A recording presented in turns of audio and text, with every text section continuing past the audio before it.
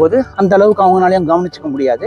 But ஆனால் இங்கே really food வந்து ரொம்ப ரொம்ப நல்லா இருந்தது. Excellent food.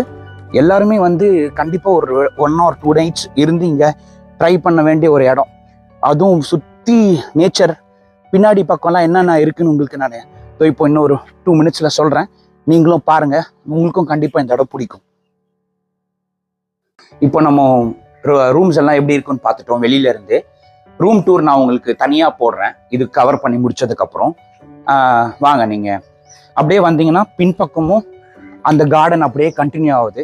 கார்டன்னு சொல்ல முடியாது, பெரிய தோட்டம், எவ்வளவோ ஏக்கர். அந்த ஏக்கருக்கு நடுவில் இவங்க ரிசார்ட் கட்டியிருக்காங்க, ரொம்ப பியூட்டிஃபுல்லாக பண்ணியிருக்காங்க. இது வந்து பின்பக்கம் அந்த ஒரு ரூமோட ஸ்டாண்டர்ட் டீலக்ஸ் ரூம்ஸோட பின்பக்கம் இங்கே பார்த்தீங்கன்னா பால்கனி இருக்குது பாருங்கள்.